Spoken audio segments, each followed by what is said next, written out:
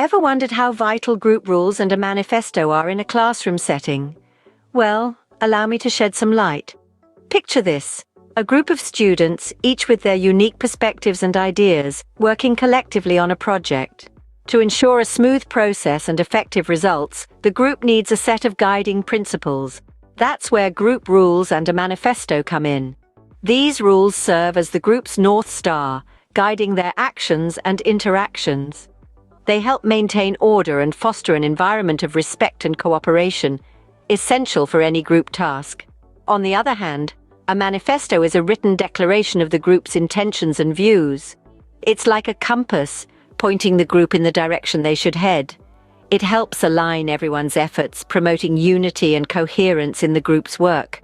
So, whether it's brainstorming ideas for a project or evaluating students' understanding, these rules and the manifesto are instrumental in defining the group's path and ensuring everyone is on the same page.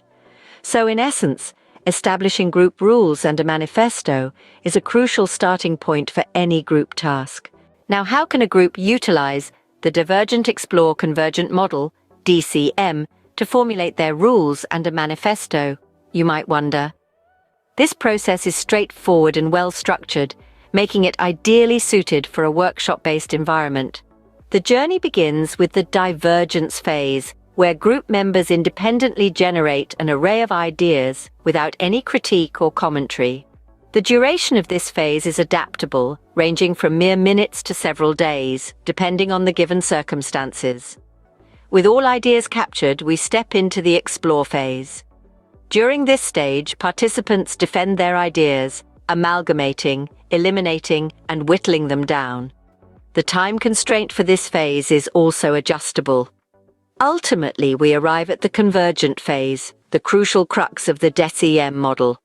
For instance, if students have up to 5 ideas post the explore phase, they are required to blend, discard, and cut them down to a single final solution or idea in the convergent phase. Harnessing the DCM model, student groups can operate effectively, yield results within a brief time frame, and devote more time to honing and applying their exceptional skills. So, we've established the rules and a manifesto. But how does this apply in a real-world classroom setting? Well, it's all about creating a conducive environment for collaborative work. By having a set of agreed-upon rules and a manifesto, it becomes easier for a group to navigate the often complex dynamics of teamwork. It's like a compass that guides the group's behavior, ensuring everyone is on the same page and working towards the same goal. Moreover, these rules and the manifesto can help ensure a fair contribution from all members. No one is left out and no one is burdened with all the work. Everyone has a role, everyone has a voice, and everyone is valued. This is incredibly important in maintaining a balanced and productive group dynamic. But the applications of this task don't stop at rule and manifesto creation. This process can also be used to generate evaluation questions, a critical aspect of any classroom setting.